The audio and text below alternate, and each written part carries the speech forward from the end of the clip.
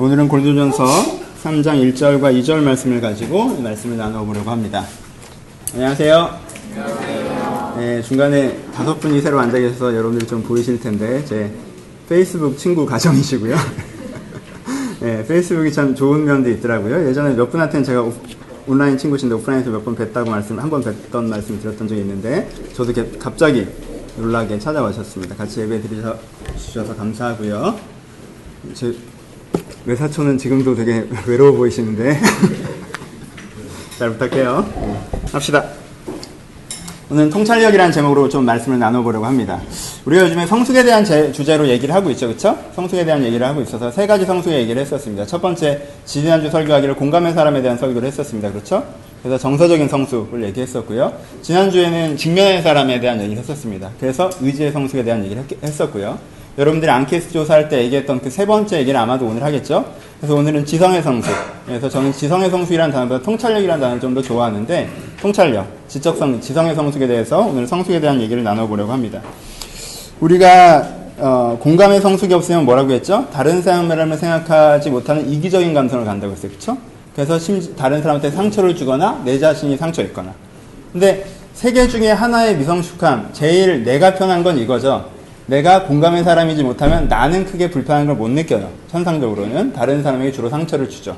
하지만 정서적으로 내가 정서적 큰 결핍감을 느끼건 느끼지 못하건 경험하며 살아가게 됩니다. 그렇죠?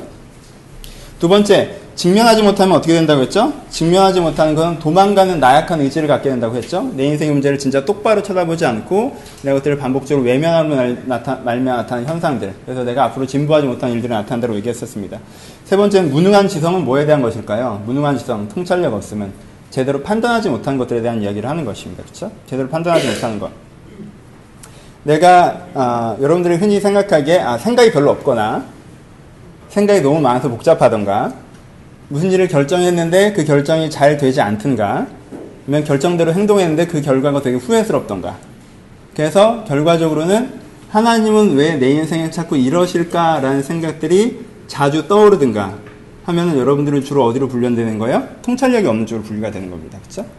그냥 쭉 생각해 보시게, 난 평소에는, 이분들은 보통 평소에는 생각이 없다고 말씀하면, 난 생각이 없어. 나는 맑은 머리로 살아가. 마치 자기가 불교에서 얘기한 어떤 득도의 경지에 있는 것처럼, 난 맑은 머리를 갖고서 난 생각이 없어 라고 하는데, 그렇게 무슨 일만 생각하면 누구보다 생각이 복잡해집니다. 생각이 너무 많아. 생각이 너무 복잡해. 생각이 멈춰지지가 않아 라고 얘기하죠. 그 다음에 뭐 어때요? 그래서 어떤 판단들을 내리는데 그 판단이 어때요? 잘못된 판단들을 하는 경우들이 많아지고, 그 판단의 결과로 삶에 이질어지는, 삶이 어그러지는 부분들이 많아지는 경우, 이런 것들을 뭐라고 얘기합니까? 통찰력이 없다라고 얘기합니다. 그렇죠? 우리는 이것들에서 하나님을 원망하는 경향들이 되게 많아요. 왜 나한테 이런 일들이 자꾸 발생하느냐라고 하지만, 여러분 정직하게 돌아보시면 그 일은 발생한 것이 아니라 스스로 창출한 경우가 더 많습니다. 그렇죠? 여러분의 인생에 나타나는 안 좋은 일의 10%는요, 여러분들의 태생 때문에 일어납니다. 잘못 태어나서. 그렇죠? 여러분 얼굴은 내가 선택한 게 아니잖아요. 그렇죠? 내 가족도 내가 선택한 게 아니고, 일정한 은사와 재능도 제가 선택한 게 아닙니다. 그렇죠? 여러분 인생의 불편함의 10%는 태생에서 나타납니다. 여러분 인생의 불편함의 10%는 환경에서 나타납니다. 지금 내가 맞이한 환경, 내가 갖고 있는 재정적인 상태, 내가 갖고 있는 사회적인 상태. 사실 현재의 취업난의 큰 의미는 요즘 대학생들이 게을러서 그런 건 아니지 않습니까? 어떤 맞이하는 환경 때문에 그런 것입니다. 비정규직이 많아졌고, 고용이 안정적이지 않고, 국가 경제가 어렵고, 여러분들 인생에 겪는 어려움의 10%는 환경 때문에 나타납니다. 그리고 여러분 인생에 겪는 어려움의 80%는 한 살부터 지금까지 여러분들 했던 결과에 의해서 나타납니다. 그렇죠? 이건 그냥 일반적인 명언이에요. 성경도 아니고. 여러분들이 한 살부터 지금까지 했던 선택의 결과들이 여러분들이 지금 겪는 어려움의 80%에 해당이 됩니다. 그러니까 그런 경우는 여러분들이 뭐에 해당되는 거예요? 통찰력의 부분에 해당되는 거죠. 그렇죠? 통찰력의 미숙함. 통찰력이라고 얘기하면 많은 사람들이 이것을 은사로 생각하는 경향이 있습니다. 통찰력이 은사인 줄 알아요. 그래서 어떤 분들은 되게 통찰력이 있어 라고 얘기합니다. 저분 되게 통찰력 있는 사람이 은사가 되게 있어. 저분은 되게 통찰력 있는 은사가 있는 거야. 그래서 통찰력이 있다는 걸 되게 어떠한 특정한 지적 훈련을 많이 받았다든가, 저처럼 지적 훈련을 많이 받았다든가, 아니면은 되게 정보량이 많다는 거. 어떻게 그런 걸 다 알아? 또 어떻게 그런 걸 아니? 그럼 어디서 배웠니? 어디서 들었니? 그렇구나. 논리적으로 A, B, C, D가 딱딱 맞네. 그러니까 이게 이렇게 되고 저게 저렇게 저게 저렇게 저게 그렇게 됐다는 거구나. 네 말을 들으니까 쫙 정리가 된다. 이런 게 통찰력인 것처럼 오해하는 경향들이 많아요. 현대지성에서. 그러니까 통찰력을 뭐로 생각하는 거예요? 은사로 생각하는 거죠. 그렇죠? 그러니까 특정인을 향한 거라고 생각합니다. 그렇죠? 근데 이러한 것은 현대의 지성에 대한 오해 때문에 생깁니다. 현대 지성에서는 어떻게 생각해요? 현대 지성에서는 이런 정보량의 많음과 논리적인 훈련이 잘 되는 것을 마치 통찰력이라고 생각을 합니다. 하지만요, 여러분, 정보량이 많고 논리적인 설명이 잘 되어 있는 사람은요, 자기 의견을 잘 포장할 줄 아는 거지 그 의견 자체의 정당성을 확보해 주는 건 아니에요. 그렇죠? 그 의견을 상대방에게 잘 포장해서 잘 받아들일 수 있도록 전달할 수 있는 능력이지, 그것은. 그 의견 자체가 정말 맞는지에 대한 것이 아니라는 것입니다. 여러분, 통찰력이 없으면 아까 말씀드렸죠? 통찰력이 없으면 인생이 왜곡됩니다. 통찰력이 없으면 바른 판단을 하지 못해요. 바른 판단을 하지 못해서 전체 인생의 방향과 발걸음들이 흐트러진다는 것입니다. 근데 어떻게 이것이 특정을 향한 것이 될 수가 있습니까? 그렇죠? 그럼 나머지 대다수는 어떻게 하란 말입니까? 그렇지 않습니다. 통찰력은 현대지성에 대한 부분이 아니라 논리적 훈련이 잘 되어 있든가 그 사람이 정보량이 많은 부분에 대한 것이 아니라 그 사람이 바른 기준을 갖고 있는가에 대한 것입니다. 우리는 그런 얘기를 하죠. 학식이 많은 어떤 교수보다 어떤 농부가 굉장히 더 지혜로운 말을 하는 것들을 경험할 때가 있습니다. 그렇죠? 그런 현자의 책들을 우리는 많이 경험합니다.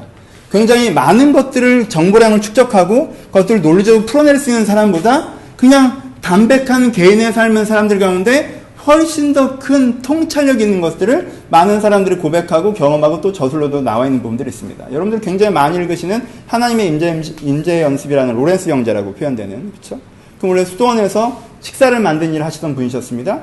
근데 그분이 하나님 앞에서 어떤 마음으로 내가 이 일을 해야 될까라는 생각을 하면서 그것들을 하기 시작했습니다. 기준이 점점 확고해졌죠. 그분은 학습 수사, 그러니까 공부를 하는 수사가 아니었어요. 일을 하는 수사였습니다. 근데 원장부터 모든 사람들이 사실 그 사람을 만나기 위해서, 왜? 그 사람의 통찰력에 부딪히기 위해서, 그 사람이 해준 얘기를 듣기 위해서 찾아오는 것들을 우리가 경험한 볼 수 있습니다. 그렇죠? 제가 어릴 때 좋아했던 책 중에 하나가 성자가 된 청소부라는 책이 있었습니다. 비슷한 내용이에요. 어떤 유명한 힌두 사원이 있는데 그 힌두 사원의 앞에서 사원 앞을 쓰는 청소를 하시는 분이 계셨어요. 근데 그분이 개인적으로 어떤 사람들을 살아오셨고요. 얘기를 다 할 수는 없고요. 근데 결국 어떻게 되냐면 힌두 사원에서 사람들이 그 사원 안에 들어가는 것이 아니라 이 청소부에게 인생의 진리에 대해서 물어본 일들이 발생하기 시작했습니다. 청소라는 담백한 일을 하고 말을 하지 않고 칠판에 글을 쓰기 시작하면서 사람들에게 뭔가 엑기스들을, 포인트들을 얘기해 주는데 그가 너무나도 통찰력 있게 문제 핵심들을 얘기하기 때문에 사람들이 성자가 된 청소부. 그 사원의 안에 살지도 않는 사람이 그 사원에서 가장 유명한 성자가 되었던 이야기가 적혀있는 있습니다. 통찰력은 뭐에 대한 거예요? 통찰력은 기준에 대한 것이랍니다. 내가 어떤 기준을 갖고 있고 그 기준을 어떻게 다른 사람들에게, 내 자신에게 풀어내는가 하는 것이 통찰력에 대한 부분입니다. 굉장히 부끄러운 얘기인데 저는 제가 굉장히 통찰력이 많다라고 생각하면서 살아왔던 시즌이 있어요. 제가 되게 똑똑하다고 생각하는 거죠. 난 지적으로는 되게 훈련이 잘 돼 있고 난 정서적으로 조금 약해. 내가 심지어는 뭐 이 전전교에서는 그런 설교에도 그런 얘기를 했었을 거예요. 난 지성적으로는 좀 강한데 난 정서적으로 좀 약한 것 같다. 지성적으로 강하다는 것들 자체가 굉장히 지금 생각하면 정말 여러분 전 논리적인 훈련이 좀 더 잘 되는 거예요. 그렇죠? 그렇죠? 난 내가 통찰력이 있다라고 얘기하려고 하면요. 내가 어떤 사람이 되냐면요. 내 인생의 중요한 시점에 그리고 내 인생의 중요하지 않은 시점에 내가 매번 참 바른 선택들을 해왔다라고 얘기할 수 있을 때 내가 통찰력이 있다라고 얘기할 수 있는 거예요. 그렇죠? 근데 전 그렇지 못했거든요. 그건 통찰력이 아니더라고요. 저는 매번 제가 하는 선택을 논리적으로 포장하고 그리고 많은 정보량으로 이 선택을 정당화하는 능력이 탁월했던 거예요. 그래서 다른 사람들에게 마치 통찰력이 있는 것처럼 비추어지기도 했던 거죠. 특히 누구에게? 내 자신에게. 그렇죠? 하지만 그 당시에는 내가 내 선택에 확신이 있었지만 좀 지나 보니까 내가 잘못된 선택들을 한 적이 있고요.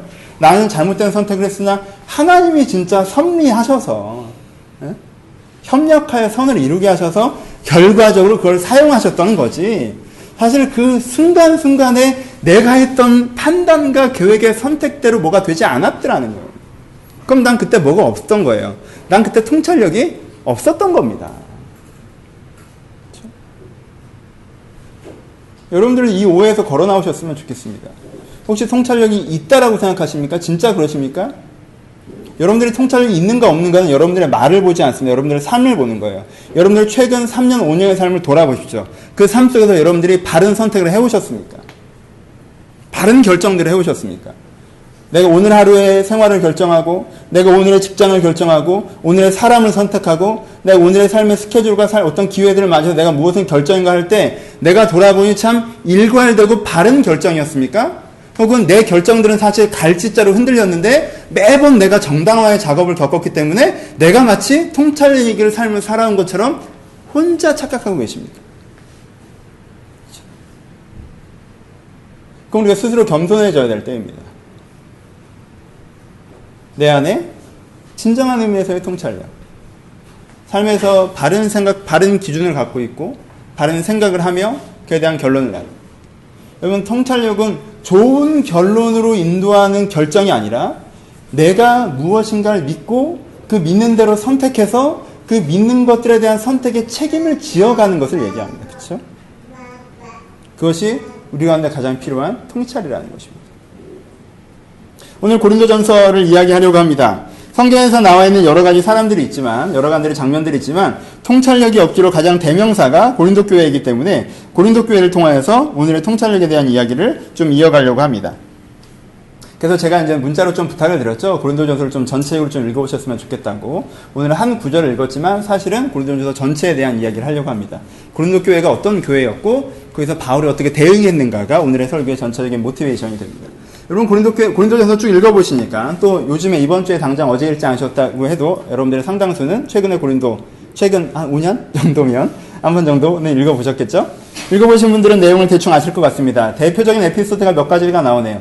고린도 교회가 당시 어떤 분위기였는지 한번 이 편지를 통해서 이런 일이 있었으니까 이렇게 썼을 거 아니에요. 그쵸? 그럼 도대체 어떤 일들이 있었는지 한번 봅시다. 그 당시에 교회에 있었던 가장 큰 스캔들 중에 하나가 뭐였습니까? 고린도전서 4장쯤에 나오는 거죠. 어떤 한 아들이 자기의 아비의 아내와 관계하는 일이 벌어졌습니다.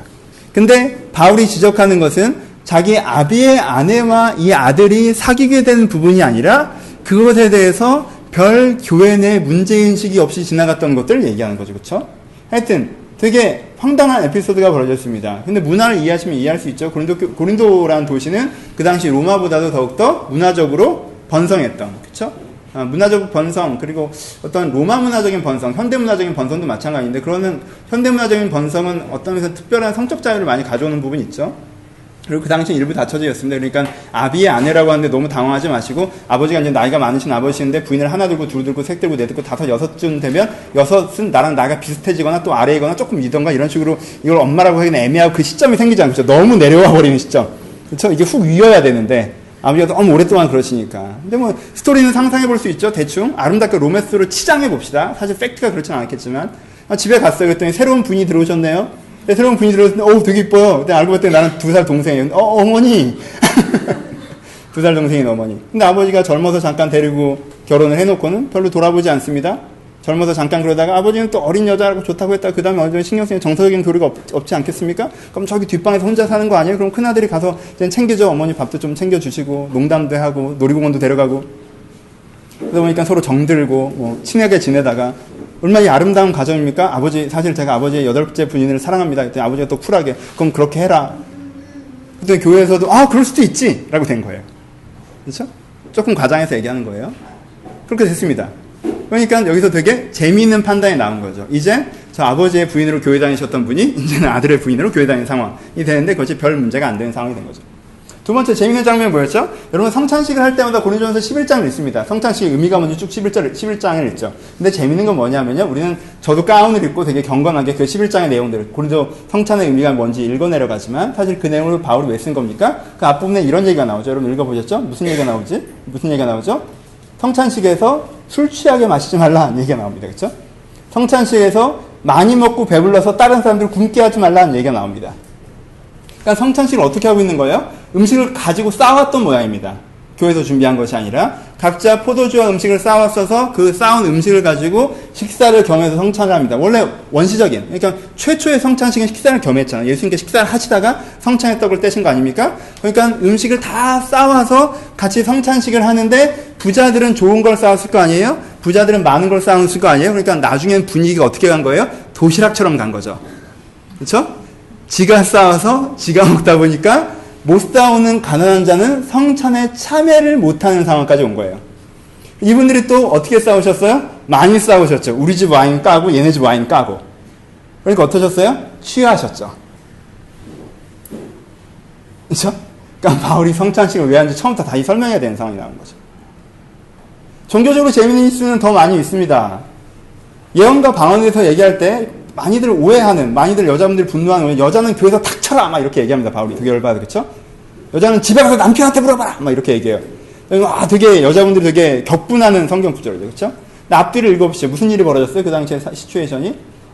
그 당시에는 여자분들이 주로 이제 예언하시는 분들이 많이 계셨습니다. 고린도 교회는. 은사가 많은 교회였어요. 그런데 어떻게 해서 예언하신 분들이 자부심이 너무 대단하셔서 예언이 최고예요. 설교 같은 거 그냥 하는 거죠. 그쵸? 예언이 최고다 보니까 어떻게 하는 거예요? 예배 시간에 누군가 하나님이 나 안에, 뭐 하나님이 이제 어떻게 할지 내 안에 어떤 예언의 영이 임하면 벌떡 일어나서 예언을 하기 시작해버리는 거예요. 그쵸?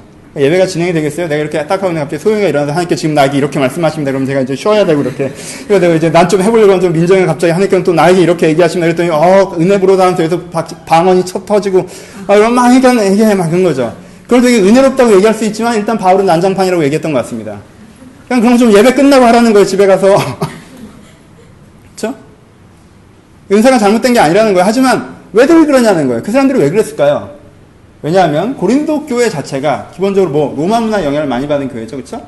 로마에서는 뭐가 최고예요? 얘가 예전에 성경 공부할 때 얘기한 적이 있었죠? 300 보시면요. 맨 카르타고 이런 데 뭐지 그게? 카르타고 아니라? 스파르타. 그렇죠? 스파르타. 그래요. 진짜 우리는 통찰력은 없어요. 그쵸? 이게 버퍼되는 거 봐. 3초 만에 나오네. 하여튼 스파르타. 이런 나라 얘기 들어보시면 뭐가 있습니까? 나가기 전에 뭐가 제일 최고예요?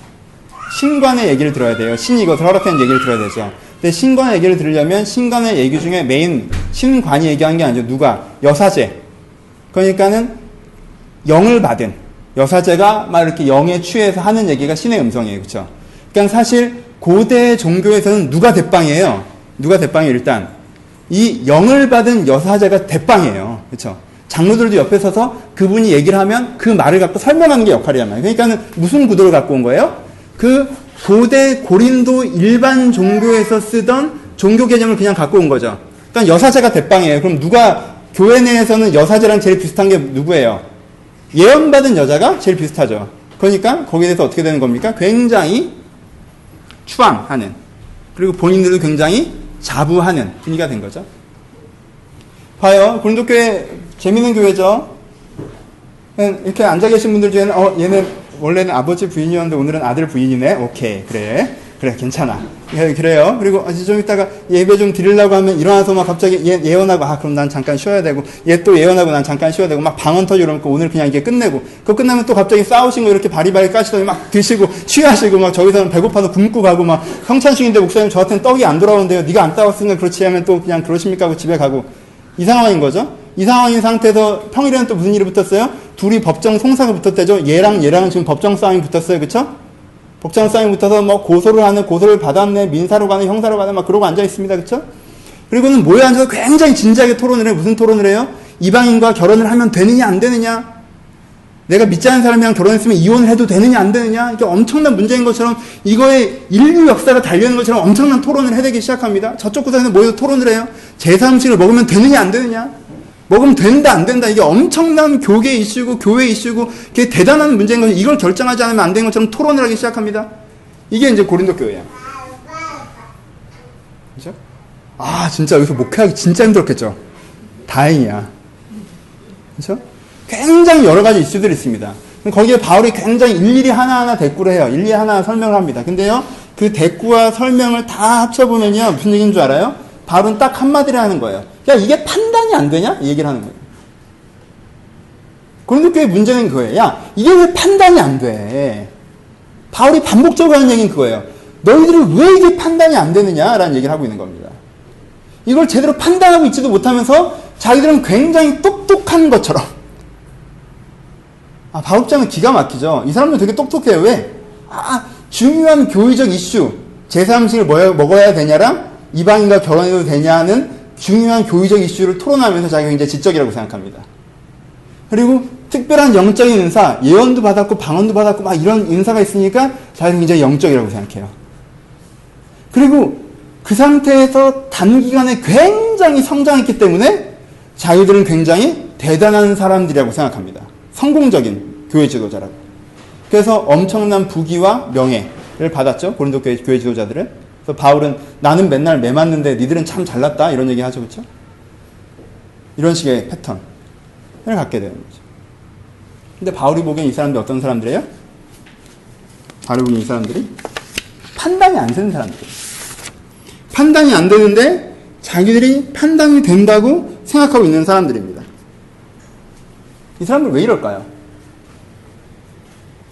여러분 보시기 굉장히 이상하죠. 그렇죠? 여러분 교회 왔는데 이런다고 생각해 보세요. 이상하잖아요. 그렇죠?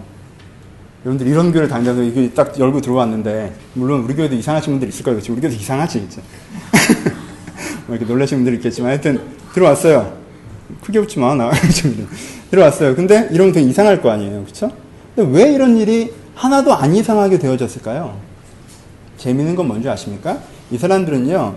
원래 쓰던 기준을 계속 썼기 때문에 그렇습니다. 아까도 얘기했죠? 이 사람들은요.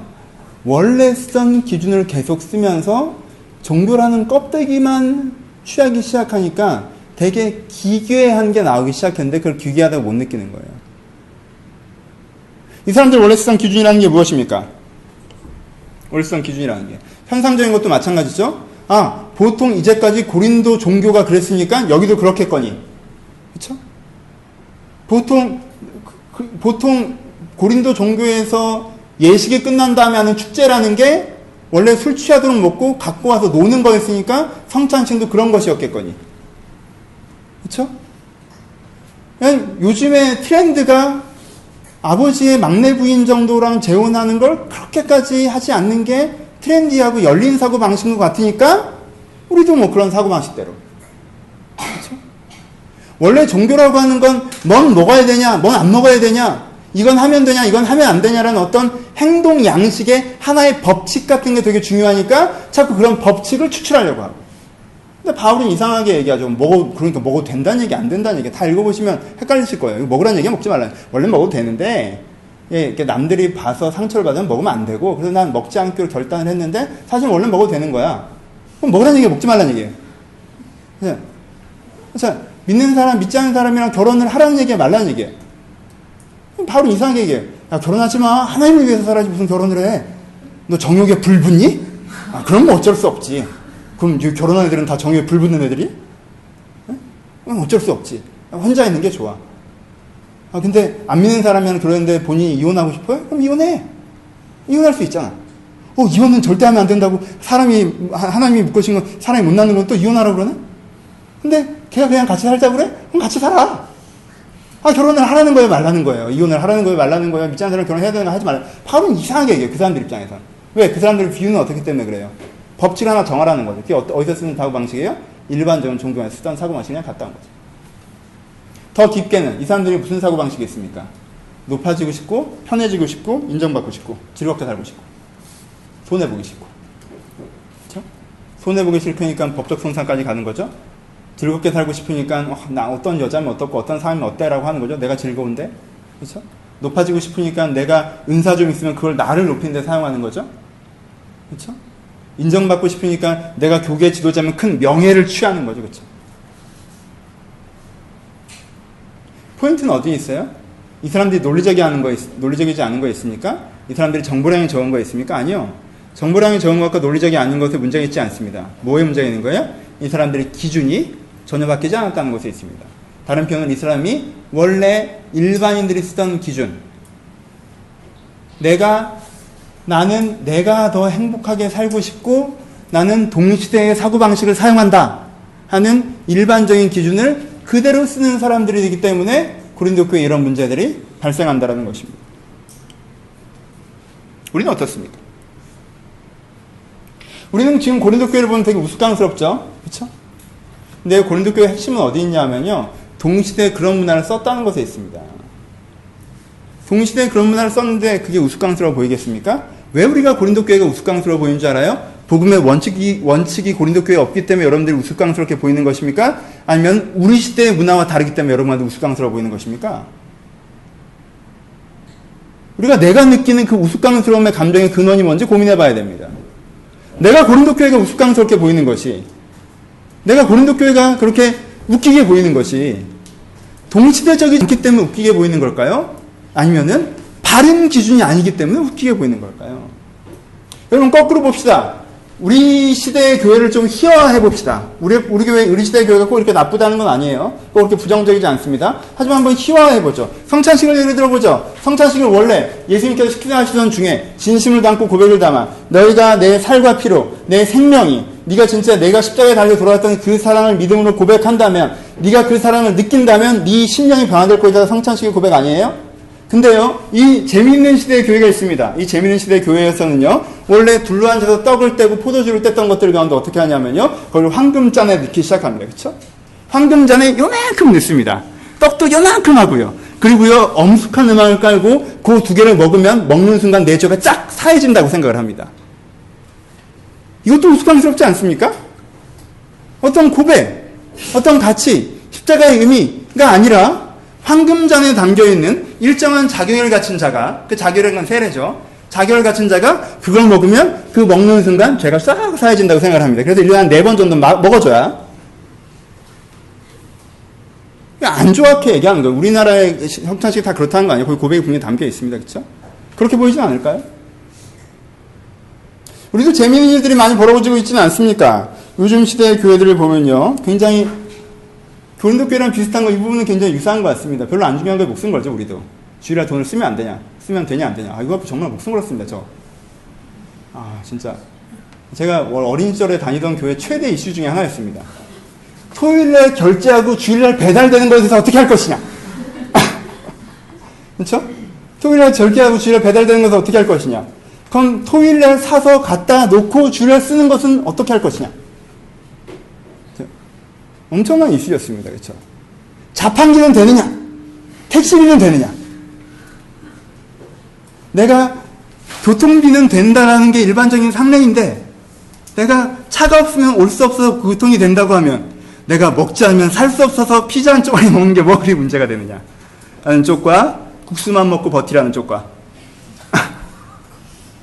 엄청난 교회적인 이슈였습니다. 교회를 돈을 써야 되냐 안 써야 되냐, 술 담배를 해야 되냐 하지 말아야 되냐, 불신자가 결혼을 해야 되냐 말아야 되냐, 창조가 맞냐 진화가 맞냐, 이혼이 죄냐 아니냐. 목숨 겁니다. 진짜 목숨 걸고 투쟁하고 몸숨 걸고 얘기합니다. 그렇죠? 그게 뭐 그렇게 중요합니까? 여러분, 이런 이슈들의 가장 큰 문제는 뭔지 아십니까? 내가 창조 진화 얘기할 때 얘기 많이 하죠. 창조 진화론의 가장 큰 문제는 창조 진화론에서 지나치게 많이 얘기하는 것에 있습니다. 하나님께 나를 창조했던 그 감동은 잊어버리고, 그건 감동에 대한 이야기, 어떤 철학적인 질문에 대한 것이 창조인데 그것에 대한 이야기는 하지 않고, 그러니까 그때 화석이 있는 애 없니, 뭐 연결고에 있네 없네, 태초에 뭐가 있었네 없었네, 그래서 뭐 H.O.층이 있었는데 오존층이 어쩌고. 성경에 그런 얘기 나오나요? 그게 중요한가요? 그러면 제3칠 먹으면 됩니까 안 됩니까? 믿지 않는 사람은 결혼하면 됩니까 안 됩니까? 굉장히 중요한 이슈인 것 같죠? 바울은 그렇게 중요하게 얘기하지 않습니다. 그렇죠? 먹어도 돼, 먹어도 안 돼, 이렇게 얘기하지 않는다는 거예요. 우리는 불필요한 이슈들에 굉장히 집중되어져 있습니다. 그리고 조금 우스꽝스러워 보이는 형식을 갖고 있어요. 하지만 되게 비상식적인 세속성을 여전히 갖고 있죠. 그렇죠? 세습을 하질 않나, 무슨 횡령 갖고 결례 들어가질 않나. 이렇게 목사님들 요즘에 신문 나오시는 거 보면 되게 좀 그렇잖아요. 저 어디 가서 목사라고 그러면 사람들 이상하게 쳐다봅니다. 제가 딱 보기에 목사인데 별로 목사 같이 안 생겼으면 이런 류의 목사들이 이렇게 문제를 일으키는 건가 그렇게 보이지 않겠어요? 무슨 목사라고 그렇게 이렇게 얘기하기 힘들어요. 힘든 사회가 됐어요. 그렇죠? 그런 것들에 대해서 우리는 비상식적인 일들이 그냥 일어나는 것들에 대해서 굉장히 방치되는 것 같기도 합니다. 그리고 그런데 결정적으로 가장 일상적인 부분에 있어서 교회가 뭔가 제대로 된 판단을 해주지 못합니다. 그렇죠? 내가 어떤 사람으로서 어떻게 살아가야 되고, 이 문제와 이 감정에서 어떻게 바라봐야 되는지에 대한 판단은 없고요. 교회적인 판단, 그러니까 내가 술을 먹니 안 먹니, 교회 봉사를 하고 있냐 하지 않고 있니, 내가 그러니까 불신자가 결혼하니 신자가 결혼하니, 이런 교회적 관심의 이슈들에서 뭔가 접근하면서 그 관심에 대해서만 판단을 해주는 경우들이 굉장히 강하죠. 그럼 고민해 보세요. 지금 한국 교계를 얘기하자는 게 아니라 여러분의 자신을 얘기하자는 거, 제 자신을 얘기하자는 것입니다. 그렇죠? 우리는 통찰력이 있습니다. 고린도 교회의 통찰력 없는 모습을 보면서 한참 비웃다가 뒤에 뒷맛이 씁쓸해지는 이유는 그 통찰력 없는 모습이 우리 시대의 모습이고 내 모습이기 때문에 그렇다는 것입니다. 우리는 어떤 종교적인 이슈의 견해를 갖고 있고 일정한 종교 생활을 어떻게 해야 되는지에 대한 이해를 갖고 있으며 그리고 그것들에 대해서 다른 사람과 디스커스 할 수 있다고 해서 내가 통찰력이 있다고 생각하는 경우들이 많이 발생한다는 것입니다. 통찰력 없는 사람들의 특징은 세 가지로 나타납니다. 첫 번째, 자기인식의 부재. 자기가 진짜 어떤 기준을 쓰고 있는지를 모릅니다. 높아지고 싶고 성공하고 싶고 세속적인 사고방식을 쓰고 있는 사람임에도 불구하고 여러 가지 종교적인 치를 몇 가지 해놓은 다음에 자기가 진짜 무슨 기준을 쓰고 있는지 스스로 속습니다. 자기인식 부재입니다. 두 번째, 기계적인 접근. 그러니까는 왜 그것을 해야 되는지에 대한 긴 얘기를 듣고 싶어 하지 않습니다. 그러니까 해야 되는 건데 하지 말아야 되는 건데 자꾸 인생을 OX 퀘스천을 풀려고 합니다. 이건 OX 퀘스천이 아닙니다. 제사음식은 먹어도 되고 먹지 않아야 되는 것, 먹지 않아야 되는 것이기도 하고 먹어야 되는 것이기도 한다는 것입니다. 결혼을 하지 않아야 되는 것이기도 하고 해야 되는 것이기도 한다는 것입니다. 이혼을 하지 않아야 되는 것이기도 하고 해야 되는 것이기도 한다는 것입니다. 그것들은 OX 퀘스천을 풀려고 하는 태도. 기계적인 접근. 왜요? 그게 쉬우니까. 왜 그렇게 풀려고 할까요? 이유는 간단하죠. 인생의 이 진정한 의미를 알고자 하는 것이 아니라 그렇게 기계적으로 하면 하나님께 나중에 나한테 축복해 주겠지라는 결론에 접근하려고 하기 때문에 그렇습니다. 두 번째, 기계적인 접근. 세 번째, 실제적인 무능. 자기 인생에서 사업을 할 때, 교육을 받을 때, 연애를 할 때 일반인들과 새로운 류의 가치관을 쓰고 있지 않습니다. 일반인들이 쓰는 가치관을 그대로 씁니다. 실제적으로는 판단에서 무능하다는 거예요. 독자적이고 명확하고 바른 판단력을 갖고 있지 않다는 것입니다. 이것이 우리 시대의 모습입니다. 여러분, 바울의 지적을 이해하셔야 됩니다. 바울은 이것들에 대해서 뭐라고 얘기합니까? 이미 설명한 것처럼 바울이 이것들에 대해서 뭐라고 얘기합니까? 제사 문제에서 얘기할 때, 제사 음식 먹는 문제에서 얘기할 때 바울은 무슨 얘기를 해요? 먹으라 먹지 않으라에 집중하지 말고 그것을 먹는 것을 말미암아 다른 사람에게 유익하느냐 유익하지 않느냐에 집중하라고 합니다. 기준에 대한 것입니다. 네가 먹고 안 먹는 게 중요한 게 아니야. 근데 네가 먹는 행동을 통해서 타인에 대해서 타인이 그것 때문에 유익하느냐 유익하지 않느냐를 갖고 집중하라는 거예요. 그렇죠?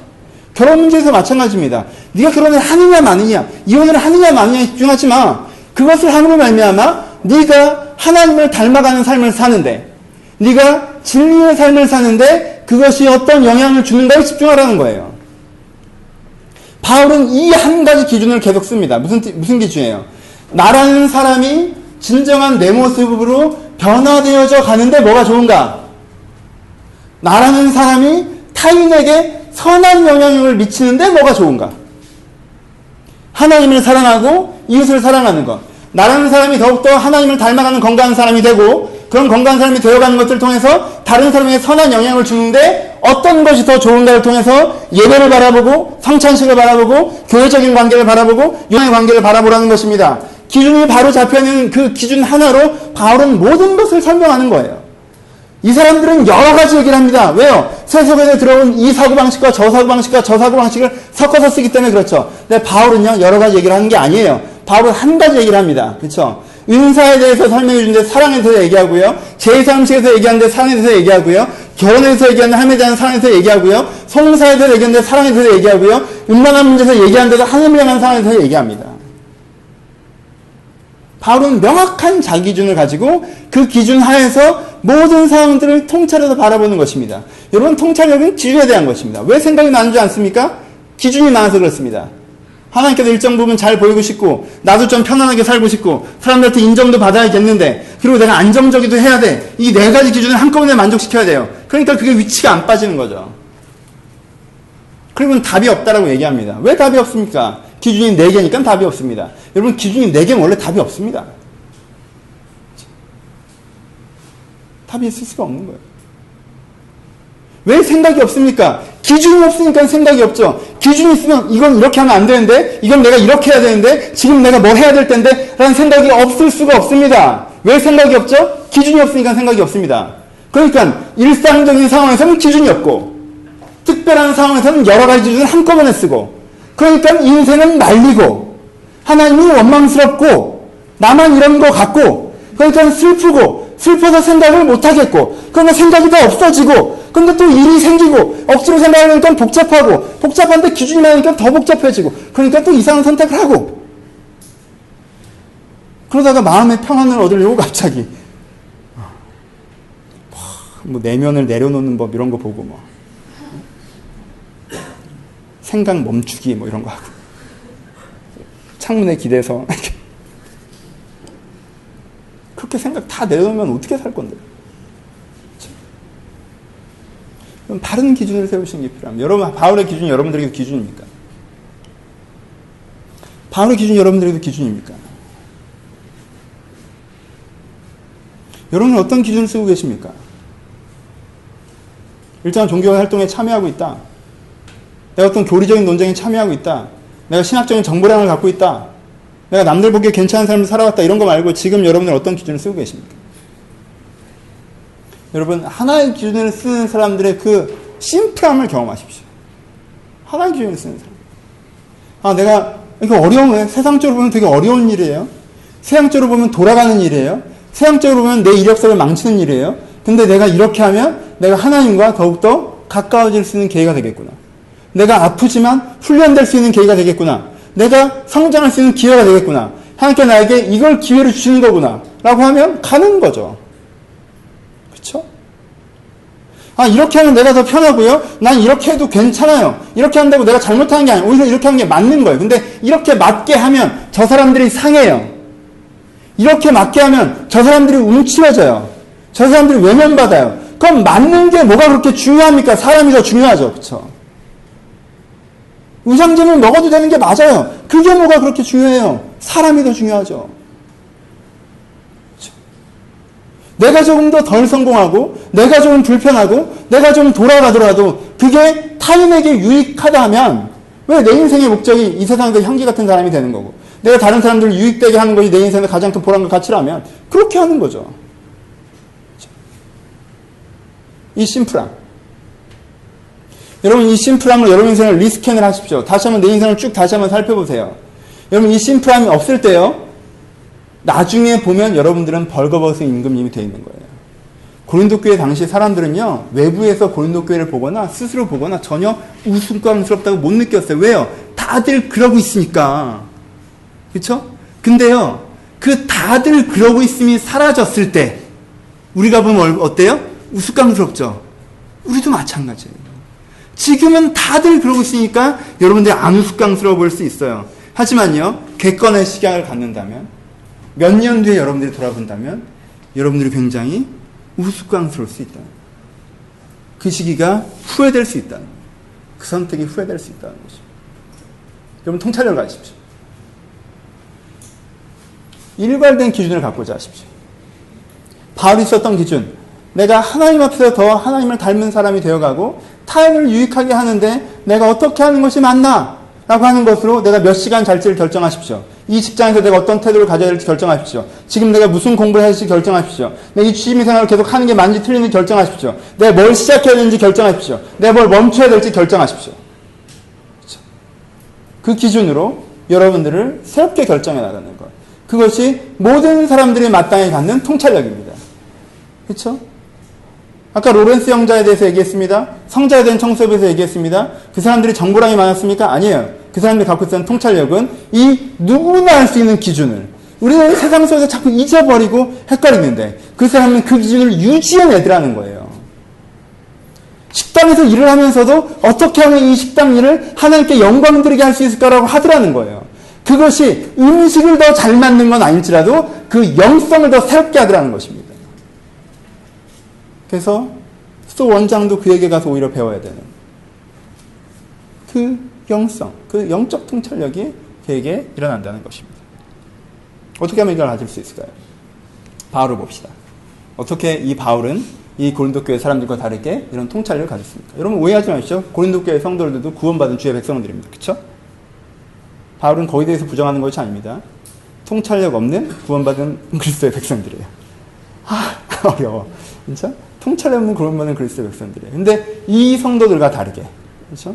은사 좀 받았다고 뻗대고 다니고 돈 좀 있다고 술 취해서 교회에서 먹는 이 성도들과 다르게 왜 바울은 통찰력이 있었나요? 바울에겐 세 가지가 있었습니다. 첫 번째, 바울이 이 기준을 깊게 세워진 이유는요, 성경 공부를 많이 했기 때문이 아닙니다. 다메섹 도상에서 주를 만났기 때문입니다. 그쵸? 여러분, 통찰력이 생기려면 책을 많이 읽는 것이 아닙니다. 기준이 뿌리박히를 원하십니까? 주님을 깊이 만나십시오. 통찰력은 지성이 아니라 영성입니다. 지적 영성. 내가 주님을 깊이 만나지 못하기 때문에 주님의 기준이 내 안에 깊이 동의되지 않는 거예요. 주님의 기준이 깊이 동의되지 않으니까 어떤 상황에서는 내가 그 기준이 흔들려 버리는 거예요. 어떤 상황에서는 그 기준이 잊혀지는 거예요. 그렇죠? 바울은요, 태장도 맞았습니다. 물에도 빠졌습니다. 감옥에도 갇혔습니다. 죽을 고비들을 넘겼습니다. 병에도 걸렸습니다. 근데 그때도 뭐가 잃어버리지 않아요? 이 기준이 흔들리지 않습니다. 그렇죠? 이 기준이 흔들리지 않아요. 왜 흔들리지 않습니까? 주를 깊이 만난 경험이 있기 때문에 그래요. 여러분들이 흔들리신다면 내가 옛날에 어떤 체험이 있는데 내가 그래도 예수 믿는데 그게 아니라는 게 아니에요. 여러분, 고린도 교회 성도들도 구원받은 주의 백성이 여러분은 천국 가서 보실 거예요. 제가 너무 이렇게 우스꽝스럽게 얘기한 거 나중에 욕먹을 겁니다. 넌 잘했냐라고 저에게 하실 거예요. 너도 뭐 우스꽝스럽다고 하실 거예요. 다 은혜 받으신 분들이에요. 하지만 그분들 가운데 뭐가 없었습니까? 그 깊이 주를 만남 없이 하나님이 나를 사용하셔서 예언의 은사를 주셨는데 하나님께 예언 주신 하나님을 쳐다보기보단 내가 받은 예언을 더 쳐다본 거잖아. 그렇죠? 그 가운데 뭐가 없는 거예요? 깊이가 없는 거죠. 왜? 세속적인 사고방식. 나도 옆 동네 종교에서 되는 여사제처럼 잘 나가는 건가? 라는 그 세속적 사고방식이 더 깊기 때문에 이 하나님의 사고방식이 뿌리내리지 못한 거죠. 그러니까 그 사람에게 뭐가 필요한 거예요? 더 깊은 영적 체험이 아니라 더 깊은 주를 만남이 필요한 것입니다. 바울이 가졌던 게 이것입니다. 자기는 다른 식의 사고방식을 갖고 있어요. 그는 통찰력 있는 사람이 아니었습니다. 정보량에 취했던 사람이에요. 시대정신에 물들었던 사람입니다. 다른 사람들이 다 그렇게 얘기하니까 그게 맞는가 봐 생각했던 사람입니다. 자기 것을 직접 고민해서 알아보고 숙고해보지도 않았던 사람이에요. 그러다가 갑자기 가다가 다메섹 도상에서 주를 만납니다. 그리고 느끼는 거죠. 이게 맞다라는 거예요. 여러분, 얼마나 깊이 주를 만나셨습니까? 여러분 앉아있는 분들의 대부분은 주를 만나셨을 것입니다. 여기 앉아 계신 분들의 대부분은 주를 만나셨을 거예요. 하지만 여러분들의 그 깊이가 흔들린다면, 여러분들의 그 기준이 흔들린다면 우리 한 가지에 동의합시다. 내가 주를 아직 깊이 만나지 못했구나. 내가 이 기준이 흔들리지 않는 내 가장 뿌리가 될 만큼 내가 주를 깊이 만나야 될 텐데, 깊은 주님과의 만남이 여러분들을 통창 있는 사람을 만들 것입니다. 두 번째, 이건 바울이 다메섹도에서 예수님 만나고 전도를 시작하긴 했습니다. 하지만 그 곧장 전도여행을 떠난 것이 아니죠. 이미 알고 계신 것처럼. 그 다음에 어떻게 했습니까? 광야로 갔습니다. 광야에서 2년 동안 처박혀 있었습니다. 뭐예요? 숙고의 작업을 갖는 것이죠. 여러분, 기준을 안다고 해서 갑자기 내가 행동 방침이 나오기 어렵죠. 그렇죠? 왜요? 그러면 이 기준을 이 시츄에이션에서 어떻게 적용해야 될지에 대해서 잘 모르기 때문에 그렇습니다. 잠언 강의할 때 말씀드렸죠. 잠언 1장에 이렇게 표현됩니다. 공의와 정의와 실천이라고 표현됩니다. 그렇죠? 공의는 뭐예요? 이 말했던 기준이죠. 하나님 만났을 때 주님이 정말 맞구나! 이 기준. 근데 바울은 그 다음에는 어떤 상황에 봉착합니까? 주님은 정말 맞는데 그럼 내가 이제까지 배웠던 건 뭐냐에 봉착하죠. 그렇죠? 내가 지금 알았던 건 뭐냐? 유대교는 뭐냐? 구약성경은 뭐냐? 봉착하죠. 그렇죠? 그러니까 자기가 이제까지 알았던 해석적인 뷰와 자기가 새롭게 알아낸 기준을 통해서 재조명된 해석적인 뷰를 맞춰내는 작업을 어디서 하는 거예요? 아라비아에서 2년 동안 하는 거예요. 그렇죠? 이걸 숙고의 작업이라고 합니다. 그렇죠? 잠언에서는 이걸 공의라고 표현하고요. 이걸 정의라고 표현합니다. 이렇게. 공의는 하나 딱 서 있는 기준을 얘기하고요. 이것이 각각의 삶의 영역에서 어떤 체계가 돼서 기준이 되는 것을 정의라고 표현하기도 합니다.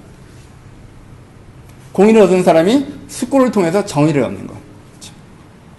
근데 약간 여러분 이 과정이 꼭 있으셔야 됩니다. 저는 약간 이걸 되게 많이 안타까워하는 거 잘 알고 계시죠. 우리 한국교회, 저 어릴 때 뭐 요즘엔 어떤지 모르겠어요. 난 이 교회만 다녀서 요즘 한국교회 어떤지 잘 모르겠는데 제가 어릴 때 경험했던 한국교회는 약간 그런 느낌들 있잖아요. 그렇죠? 공의가 딱 생기면 그 다음부터 곧장 이제 액션이에요. 그렇죠? 내가 주를 위해 살겠습니다. 그러면은 곧장 액션, 뭐 전도해, 그렇죠? 선교해, 이제 주를 위해 헌신해, 그렇죠? 그냥 결단하고 곧장 헌신이에요. 그러니까 입학하면 졸업이에요. 너 대학 합격했어? 야, 너 이제부터는 서울대생이야. 이제 졸업해. 어디 가서 서울대생이라고 하도 다녀도 돼. 그게 아니잖아요. 그렇죠? 다녀야 될 거 아니에요. 들어온 건 이젠 이걸 시작할 만한, 넌 시작할 만하다는 거죠. 그렇죠? 내가 주님의 기준을 깊이 동의했으면 이제 시작할 만한 거죠. 그렇죠? 그때부터 뭐 해야 돼요? 예수 만난 건 하루고 광야에서 산 건 2년이에요, 여러분. 숙고의 과정이 필요한 것입니다. 그러면 이건 어떻게 생각해야 되나? 저건 어떻게 바라봐야 되나? 그렇죠? 이 숙고의 과정이 필요합니다. 세 번째, 바울이 갖고 있는 건, 그럼에도 불구하고 바울이 갖고 있는 건 조명받음입니다. 그렇죠? 바울은요, 성교 여행을 다닐 때, 바울은 공의도 있는 사람입니다. 정의도 있는 사람이에요. 근데 고린도 후서를 보면요, 내가 너희에게 더 이상 화내지 않기로 결단했다고 얘기해요. 그렇죠? 내가 더 이상 화내면 고린도 중서가 있었던 것으로 사람들은 생각해요. 그렇죠? 왜냐하면 전서가 있고 한 번 더 편지가 있었던 것으로 해석하는 학자들이 많습니다. 전서도 톤이 그렇게 좋지 않은데 전서 듣고도 이 사람들이 건방지게 계속 그랬나 봐요. 그래서 중서에 아마 엄청 욕을 했겠죠. 바울도 성격 있으니까 막 다 죽여버린다고 막 했을 거예요. 니네들 다 지옥 따라 했어요. 그러니까 너무 심해서 그건 성경에도 없는 것 같아요. 하여튼 그런 다음에 좀 마음이 얘네들이 그 편지를 받고 너무 절망해서 우리는 교회도 아니고 우리는 쓰레기, 우리는 이단이고 너무 이렇게 간 거예요. 그러니까 후서에 이제는 달게는 거죠. 그래도 넌 그리스도의 향기고 그리스도의 편지고 내가 너희들 가운데 더 이상 분노하지 않기로 결단했고 막 이렇게 막 나갑니다. 그렇죠? 근데 바울 거기서 뭘 받는 거예요? 조명 받는 거죠. 그렇죠? 내가 뭐가 맞는 줄 알아요. 공의도 알아요. 그렇죠? 그리고 거기에 대한 정의도 압니다. 그럼 내가 지금 이 순간에 어떤 식으로 이들 가운데 표현해야 되느냐에 대한, 그렇죠?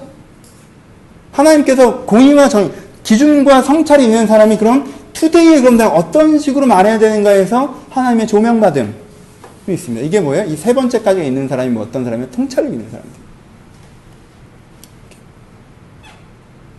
근데 제가 뭘 강조하지는 아시겠죠? 여러분 세 번째가 너무 중요해요. 세 번째가 너무 중요합니다. 근데요, 내가 여러분들한테 세 번째 얘기를 그렇게 많이 안 하는 이유가요, 1번, 2번 안 되는 애들이 3번 하면요, 진짜 이상해져요. 세속 기준 쓰고, 숙고도 안 되는 사람들이요, 맨날 자꾸 조명 받으려고요. 하나님께서 어떻게 말씀하시나. 하나님께서 이러시는 것 같아. 하나님께서 저러시는 것 같아. 한 2년 하고 하세요, 그건. 레디 고가 아니에요. 그렇죠? 결단과 헌신이 아니란 말이에요. 내가 오늘 성령 받았으니까 내일부터 조명이 아닙니다. 그렇게 되는 게 아니에요. 숙고의 과정이 있는 것입니다. 조명이 받아야죠. 우리가 공의와 정의가 있음에도 불구하고 겸손할 수밖에 없는 것은요, 하나님의 조명하심이 없으면 내가 여기서 바른 판단할 수 없기 때문에 그래요. 하지만 공의와 정의가 없는 상태에서 여러분들이 조명만 받으려고 하면요, 여러분들은 제대로 된 조명을 받을 수가 없습니다. 여러분들은 자주 이상한 생각을 하나님의 뜻인 양 얘기할 것입니다. 고린도 교회 사람들처럼. 여러분 이걸 인정하셔야 돼요. 고린도 교회 사람들이요, 귀신의 예언을 받은 게 아니에요. 하나님의 예언을 받은 거예요. 근데 하나님의 예언을 받고요, 자기 멋대로 하는 거예요. 조명은 있었어요. 공의와 정의가 없었죠. 한 가지 얘기만 더 합시다. 그러니까 내가 자주 하는 얘기잖아요. 그렇죠? 여러분들 시험 문제 풀면, 여러분들은 중고등학교 같은 시험 문제를 풀면 하나님은 여러분들 시험을 풀어요. 1번 문제가 나왔어요. 함수 문제가 나왔어요. 그럼 하나님께 물어봐요. 하나님 이게 답이 뭡니까? 그럼 하나님께서는 뭐라고 대답하십니까? 함수란 이렇게 대답하십니다. 나 함수 문제가 나왔으면요, 하나님은 함수가 뭔지 나한테 가르쳐주고 싶어 하세요. 4번 이렇게 가르쳐주고 싶어 하지 않으십니다. 그쵸? 그러지 않겠어요? 여러분들 자식한테 그러지 않겠습니까? 엄마 이거의 답이 뭐예요? 이건 말이야 어떻게 풀어야 되냐 하면 공식을 쓰기 시작합니다. 쉬운 문제를 설명하기 시작하죠. 그리고 이거의 예제를 한번 얘기하죠. 그럼 이제 이걸 풀어보자라고 풀어보죠. 그럼 얘는 어디서 생각을 놓죠? 함수란 할 때 놓죠? 왜? 내가 원하는 건 1, 2, 3, 4번 중에 하나를 얘기하는데 함이라 함 들으면 이제 내가 원하는 답은 아닌 거예요. 왜? 1이나 2나 3이나 4로 시작해야 되는데 함이라고 시작했으니까.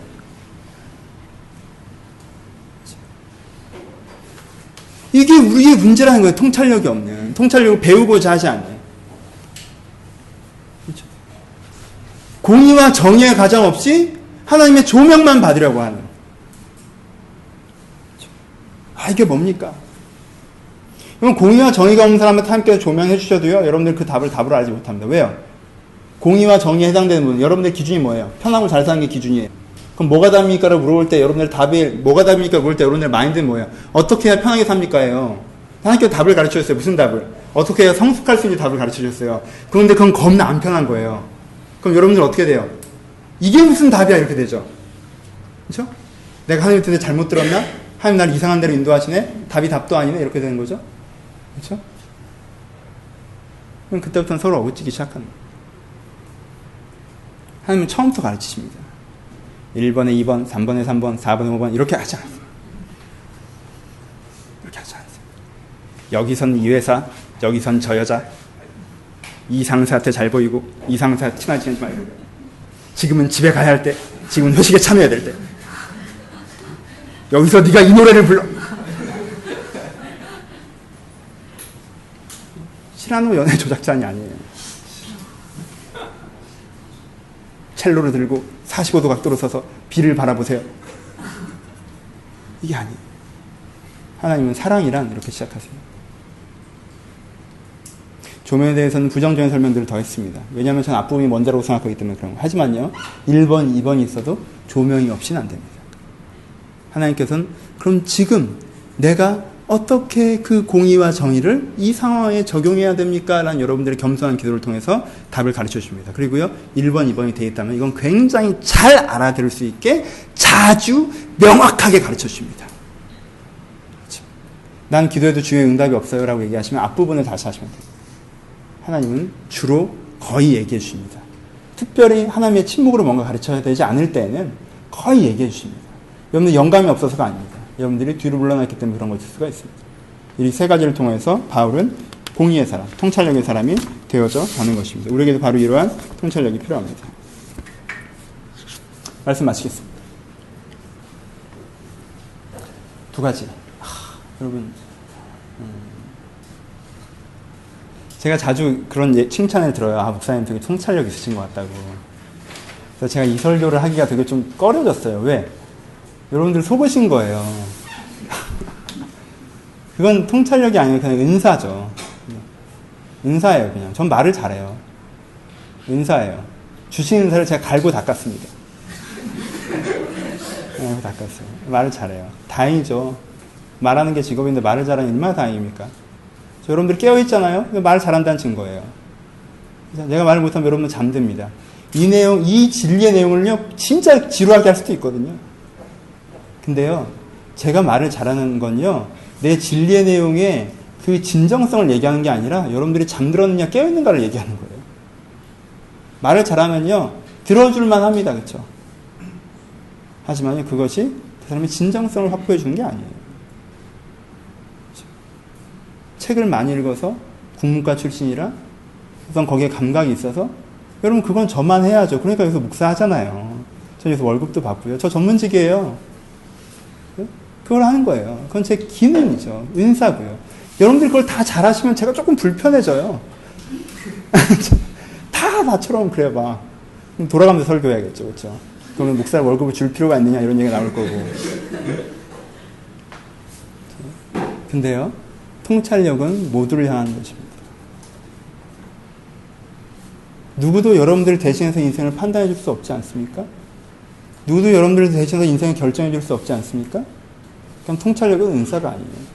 통찰력은 성숙입니다. 내가 하나님의 바른 기준을 가지고 내 인생의 중요한 항목에서 내가 그것들을 내가 지금 어떻게 해야 되는가를 결정하는 것. 여러분 이것이 여러분들 꼭 있으셔야 됩니다. 여러분 이 통찰력이 부족하기 때문에 내가 통찰의 미성숙 가운데 있기 때문에 내 인생의 지도를 복잡하게 만들고 있기도 하다는 것을 기억하시고 내가 통찰의 은혜, 하나님을 깊이 만난 것을 통해서 지금 별거 아니야 보이는 하나님을 닮아가고자 하고 사람들을 유익하게 하고자 하는 그 기준이 내 안에 깊이 들어오는 것. 그것이 우리 가운데 정말 필요하다는 것입니다. 한 가지 더. 여러분들이 이렇게 얘기하시다 보면 통찰력에 대해서 인생의 중요한 결정들에서 얘기하다 보면 많은 사람들은 아 그래 내 인생에 중요한 결정이 있었지. 결혼, 취업, 그리고 내가 그때 어디를 가기로 결단한 거 이런 식의 생각들을 많이 하시는 것 같습니다. 하지만요. 인생에서 가장 중요한 결정들은요. 그렇게 몇 년에 한 번 돌아오는 오른쪽 왼쪽에 대한 선택점이 아닐 때가 더 많습니다. 여러분 인생의 가장 중요한 결정, 인생의 가장 위험한 결정들은 여러분들이 오늘도 매일매일 하시고 있는 그 결정들입니다. 기도하지 않기로 선택한 것들. 인생의 한 번의 결정이 여러분들의 인생을 망친다고 생각하십니까? 아니에요. 그렇지 않아요. 여러분들이 지금 3년째 반복적으로 하고 있는, 4년째 반복적으로 하고 있는, 매일 아침 선택하는, 매일 밤 선택하는, 기도하지 않기로 선택했던 그 선택들이 여러분의 인생을 망치고 있는 것입니다. 내가 매일같이 용서하지 않기로 선택했던 그 선택이 내 인생을 망치는 것입니다. 여러분들 처음에 말씀드렸던 것처럼 여러분 인생의 가장 큰 리스크가 되는 것은 인생의 급박한 상황에서 한 번의 선택이보다 여러분들이 매일처럼 해왔던 3, 4년의 선택일 때가 훨씬 더 많다는 것입니다. 여러분 통찰을 가지시고 오늘의 선택을 새롭게 하십시오. 그래 내가 통찰력을 갖고 어느 시점에 내가 그냥 직업의 문제에서 결혼의 문제에서 육아의 문제에서 어떤 결정을 그때 잘해야지라고 미루지 마시고 오늘의 통찰을 가지고 오늘 여러분들이 그럼 내가 내일을 어떻게 살아야 되는지 지금 어떻게 살아야 되는지 내가 이 사람한테 어떤 마음과 태도를 바라보며 나아가야 되는지를 결정해내셔야 됩니다. 그렇게 매일매일 하나님의 통찰로 선택하면서 작은 결단들을 하실 때 여러분들의 큰 인생이 변화되는 거예요. 여러분들이 통찰의 은혜로 초대하시기 바랍니다. 기준이 너무나도 중요합니다. 저는 이게 스마트폰이 처음 나와서 너무 신기했어요. 여러분 신기하잖아요? 전 GPS가 지금도 신기해요. 내가 어디 있는지 아는 거 아니야. 인공위성이. 신기하잖아요? 난 신기한데 안 신기하구나. 난 늙어서 신기해요. GPS를 잡으려면 3가지가 있어야 되는데 인공위성 12개가 필요합니다. 그리고 대한민국 지도가 전체가 필요합니다. 그렇죠? 그리고 그것을 수신해낼 수 있는 여러분들의 최첨단 기계도 나름대로 여러분들의 폰이 필요한 거예요. 이 3가지가 있어야 여러분 위치를 잡을 수가 있는 거예요. 여러분은 자주 하나님께 위치를 잡아달라고 기도합니다. 그렇죠? 위치를 잡아달라고 기도해요. 하나님 지금 제가 어디 있습니까? 어디로 가야 합니까? 그럼 여러분 3가지가 있어야 됩니다. 인공위성이 떠 있어야 됩니다. 하나님의 뜻이 무엇인 전체적인 기준이 있어야 돼요. 위성이 나를 카메라로 찍은 다음에 내 위치를 가르쳐주는 게 아니에요. 삼각측량입니다. 인공위성은 3개가 포인트가 되어줘서 그 사이의 거리를 통해서 나를 잡는 거예요. 그러니까 기준의 문제라는 거예요. 이 기준점에서 몇 미터, 이 기준점에서 몇 미터, 이 기준점에서 몇 미터니까 넌 어디 이렇게 되는 거예요. 그렇죠? 인공위성이 필요해 먼저 뭐예요? 하나님의 기준이 먼저 필요하다는 거예요. 그 다음에 숙고. 지금 내가 있는 시츄에이션이 어떤 시츄에이션인지는 전체적인 통괄적인 인식, 숙고가 필요해요. 그렇잖아요? 내가 전체적인 하나님의 기준, 위성이 잡히고 두 번째 숙고, 지도가 잡히면 그 다음에 내가 조명 받으려고만 한다면 내 위치가 나오는 겁니다. 쉽게 반복적으로.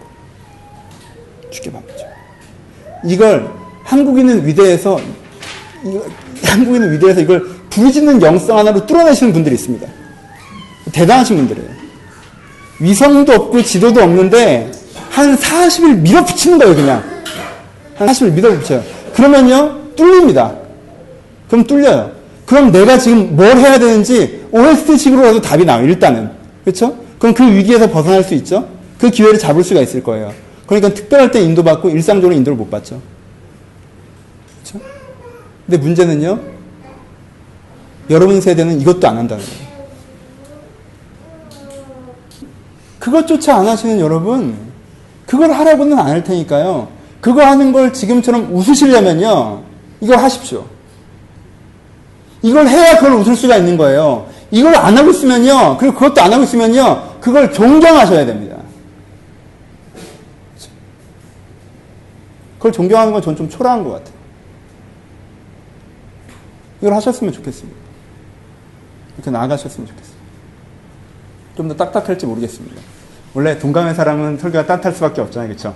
직면의 사람은 도전적이고요.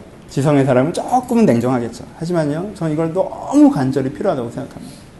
여러분 똑똑해지라는 얘기가 아니라 통찰력 있는 사람이 되십시오. 여러분들 인생의 중요한 선택성에서 내가 무엇을 결정할지 깨달음을 말미암아 내가 10년을 바라보면 5년을 바라보면 3년을 바라보면 내가 다른 선택들을 1년 동안 2년 동안 3년 동안 쌓아왔기 때문에 다른 삶이 있는 그것을 한번 누려보십시오. 그것이 분명히 있다는 것입니다. 여러분들이 매일매일 바른 기준으로 바른 선택들을 쌓아갈 때 그것이 몇 년이 쌓여서 있는 내 안에 변화된 삶, 그 통찰력의 은혜가 여러분들 있게. 그 많은 은사와 그 많은 부흥에도 불구하고 이게 판단이 안 되냐는 소리를 듣는 그런 고린도 교회가 아니라 그런 통찰의 은혜가 여러분들한테 있기를 주님의 이름으로 축복합니다. 기도하시겠습니다.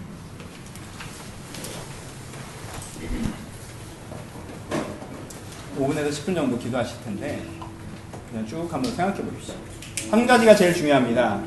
여러분들은 무슨 기준을 쓰고 계십니까? 편하게 살고 싶으십니까? 아무도 나랑 좀 안 건드렸으면 좋겠고 그냥 편하게 살고 싶으십니까? 그게 여러분들 가장 뿌리 박힌 기준은 아닙니까? 성공하고 싶으십니까? 인정받고 싶으십니까? 여러분들한테 가장 뿌리내고 있는 기준은 무엇입니까? 내가 하나님을 닮아가고 싶다는 것이, 변화된 사람이고 싶다는 것이, 다른 사람이 유익한 사람이고 싶다는 것이 내 견해가 아니라 내 기준입니까? 하나님의 기준이 내 안에 얼마만큼 뿌리박혔는지 돌아보시고 내 안에 쓰고 있는 기준이 무엇인지 돌아보시면서 주님, 내 기준이 지금 당장 바뀌진 않지만 주를 깊이 만남으로 말미암아 바뀌어 나가기를 소원합니다. 그래서 주의 기준을 말미암아 하나님의 통찰력을 얻는 사람이기를 소원합니다. 돌아보시며 기대하시고 결단하시면서 우리 5분에서 10분 정도 자유롭게 묵상을 고백하며 기도하기를 소원합니다. 기도하겠습니다.